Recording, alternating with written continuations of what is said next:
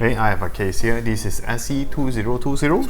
As you can see, it is the water damage. We can see from the indicator here. So the damage is all over the board. Okay, this is the corrosion. I haven't cleaned it. Okay, we are the first hand who repair this. So I need to see how bad is the damage. Okay. Some test points that are heavily corroded.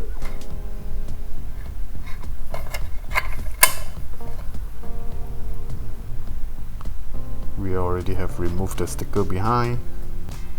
Okay, there's a little burn mark.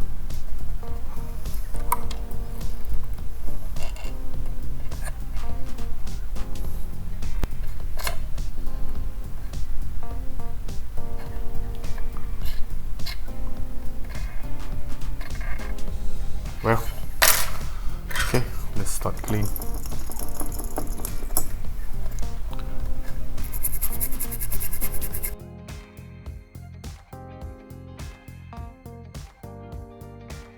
Okay, the damage is so deep.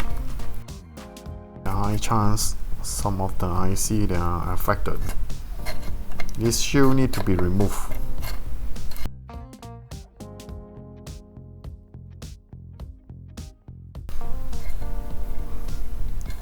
Okay, so remove the front shield.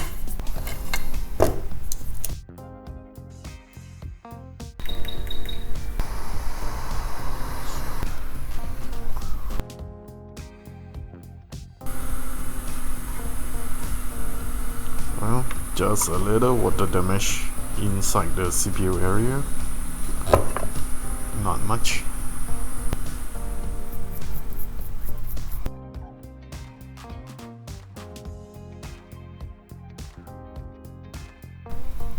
Okay, so this will be it. So what's next is we power on to see any power issue.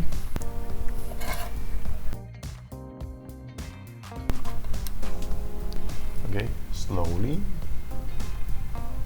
Something is short. So this is the part that we use the thermal camera.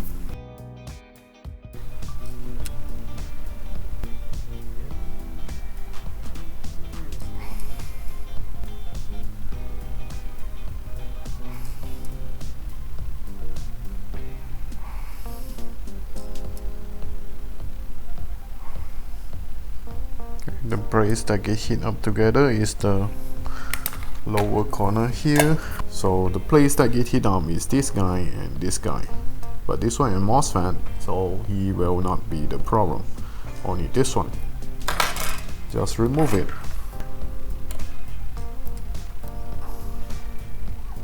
Inject the power in. Still short, but maybe it's different place. Still from the same place. So this guy has to be removed.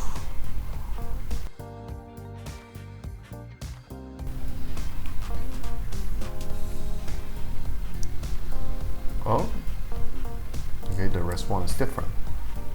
So now I raise to 2.1, it's only a little drawing. So the guy get hit up. Not the MOSFET anymore, but it is the one of the IC in the area here. Okay, it is this guy that get the heat. Let me recheck. Yep, when I reach 3.7, it is the only one heat up. The backlight has gone back. So this one we have no choice but to remove it. Yeah. Cleaning won't be helping. We still need to remove the IC, okay? By looking at the condition of the diode, okay, I already know this guy need to be replaced. You see, he's loose. The backlight IC affected. Weapons activated.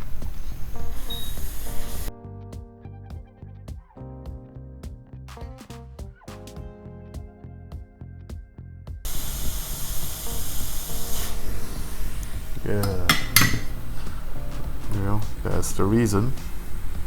That's why I say cleaning with the brush doesn't help at all. Okay? Even you put into the ultrasonic cleaner, this kind of damage, this kind of corrosion couldn't be fixed. Okay, we need to take out the IC and clean it manually, and we might need to replace the IC. Okay, in this case there's more than replacing the IC, okay, because it has a pack is damaged, burnt through. Okay, the pack is gone, missing. Now we just need to make sure the device is able to turn on. Okay, the backlight we can install later. Okay, you see 2 pins that are missing because of the corrosion. Okay, same goes to this diode here. This diode has become loose because of the corrosion. Okay, the pack beneath here is burnt.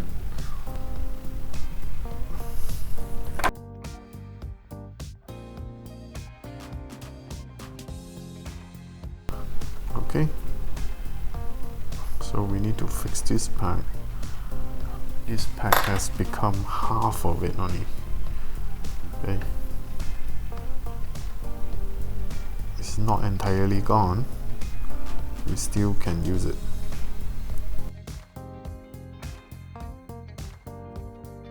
So after I've cleaned the backlight area, I found out only 2 pins is missing, and one of it is heavily corroded.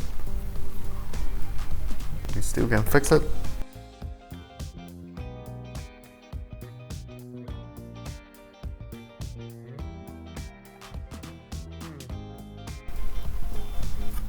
Okay, this is the reason why when you put into the ultrasonic cleaner, it doesn't help, it doesn't fix the device easily, because corrosion that can damage internally, that can burn through to the board. Even after you clean it, it can be like this. We need to fix it back. I need to check this pin and this pin, where were they going. So look for the iPhone SE. This is 2020. Look at behind here. Alright, the backlight IC is located in here. The first pin that is damaged is this one, VDD main. I should have no problem to fix it. It's so near, I can just jump from the middle, or either I take from the side. But this one is display backlight and not line. This one goes to here. We built it by a jumper, no problem. Okay, not much work. Alright, so I need to try to boot up. The shot should be gone. If the phone able to boot up, then I can continue to fix the display, the backlight problem. Okay, I am in 3.8, later leaking, but the phone should be able to boot up. About 10 AF leaking, I still can scan it through the thermal camera. Before I scan it, I will just press the power button to see.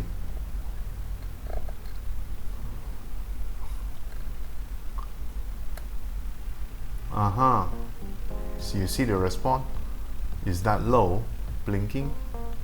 It's not a good news, because this low usually I have a bigger problem than the leaking. So let's begin. Let's see, something is blinking over this area. Let me see. According to the thermal camera, it is showing me this one. Okay. Yep. Remove it. Hopefully it works again. This guy is tricky to remove because I cannot borrow the strength of the power IC. If I just slide the blade in and push to here, the IC will be cracked. So must need to do it in proper way, which is using the afro, cut the glue a little.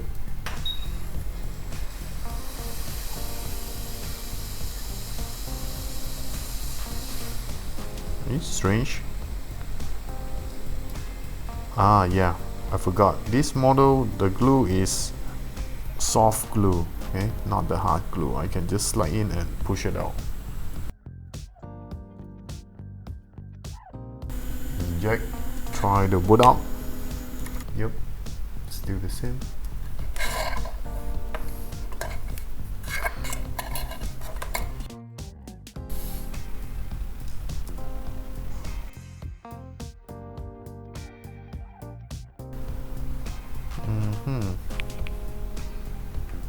Yep, another guy. Another guy in this corner is leaking. This area. Looking at the ZXW, if I check the VDD main, it would be in this area. I don't think the coupling capacitor, this is the capacitor for the wireless charging, they're not supposed to be short. Okay, but underneath here, one of the cap, or maybe the resistor itself. Okay.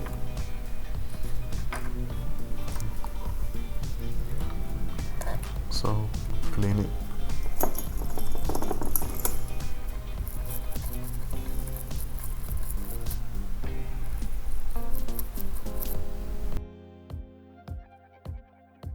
Recheck again.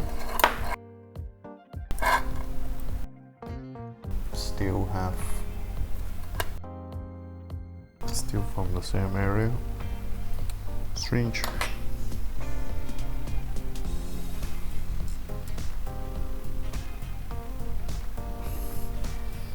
So my SOP is to remove the NAND. I need to get the proper response, which is 80 mA at least.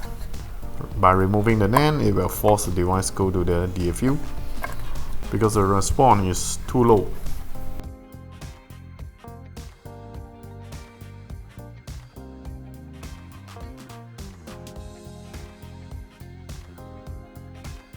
After we remove the NAND, the first thing is to check the boot up current. If it is still low, then the CPU requirement is not met. Okay? Some component is causing the CPU unable to boot up. Because without the NAND, it should be go to DFU mode. Let's press the power button. Yep, same response. It's about 20 mA and front and back. Drop to 0. 20 mA and drop to 0. Repeating. It won't be the clock issue. There's still something short.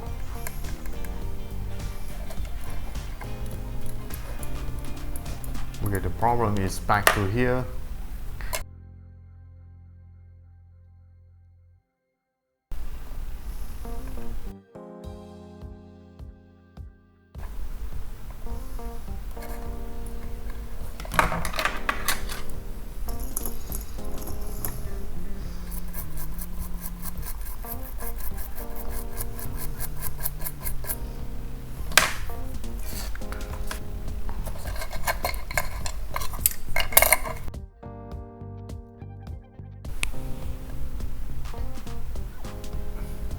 So it is not leaking anymore. Alright. Boot up. Yep. After I clean that area, now it is bootable. So I need to install back the NAND. So the row response, the row current response, the problem is actually causing from here. Okay.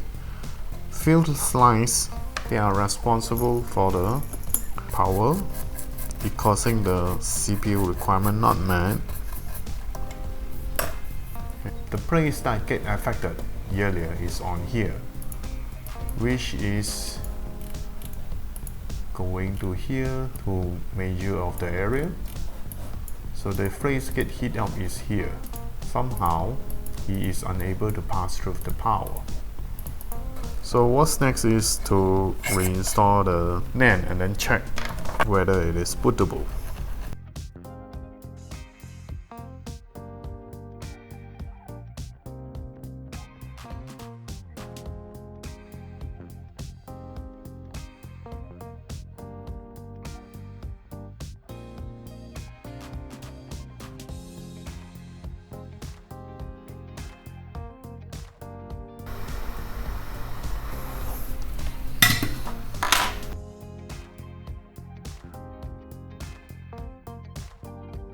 Okay, so let's put it up. If it is able to boot up, what's next is only the backlight IC, because the owner also need the data, so that's why I need to go through this all. Okay, 3.8, nothing store the power. It's perfect. Boot up. It drops down. Yep, it is mean bootable. If I keep holding it. Yep, the phone is booting. Okay, the motherboard works well. It is bootable. What's left is the backlight IC. Then I can see the display. Okay, now let's make the jumper. By looking at the ZXW, the backlight IC is this one. So this is the pin that is missing. The second one is this one. This one I can make the jumper, or either I can just fix from inside. Okay, make the jumper from inside. This one is more easier because these two capacitors, they are going to this line. I don't need to scratch here. I just bring over to here and then install the new backlight IC. About the diode, I will recheck it before I solder it. And this diode need to be checked now. So, alright. These two and go to here. There should be one way. That tag is already gone. So it will be the same if I measure here. Okay. That is OL. Good. So make sure it stay OL in this way. So if I reverse it,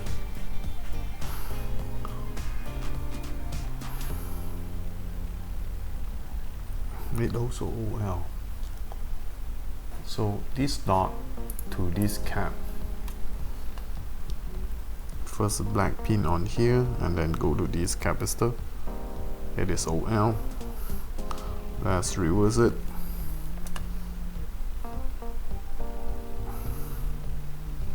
Same. It is OL.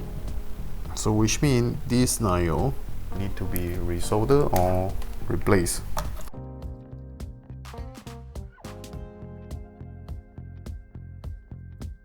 So recheck this guy. Okay, the power can go through from this way to this way. Yep, 100 something. Reverse. OL. Yep, still can use.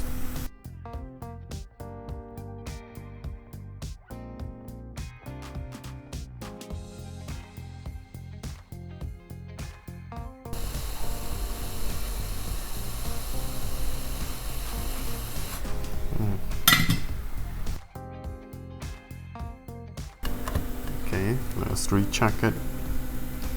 From this dot to here should have value. Yep. And here to here should have no value.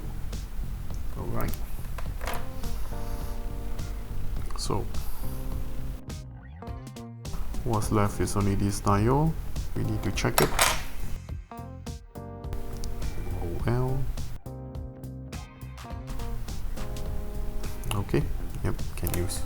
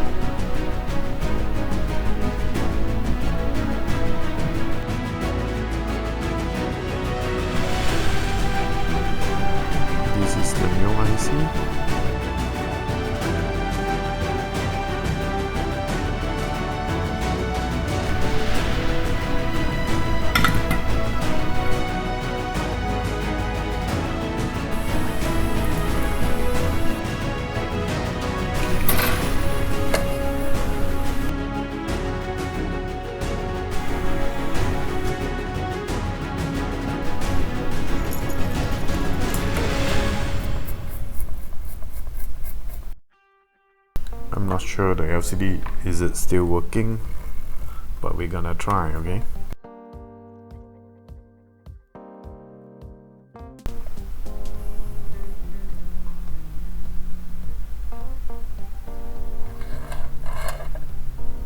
Yep, you can see the Apple logo. The backlight is working. Okay, what's left is we need to use the battery to boot it up.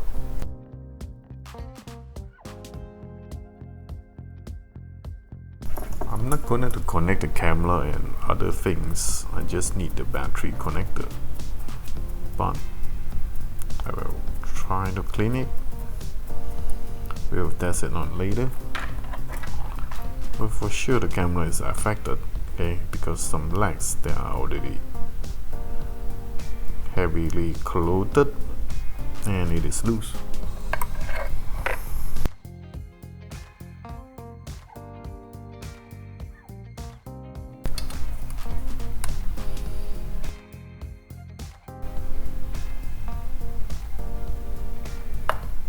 Yep, high chance the battery is dead. Okay, I'm not using power supply now.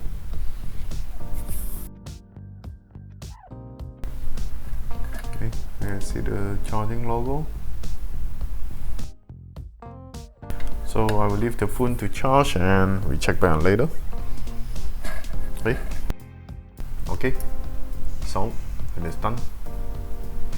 What's left is get the passcode. Then we check further, because inside the function we need the password to access. So this is the lowest risk to recover the data, and in my case the most heavily damaged is the backlight.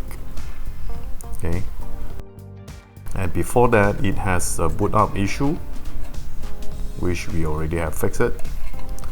Because the CPU working requirement is not met, the power IC unable to power up the CPU properly.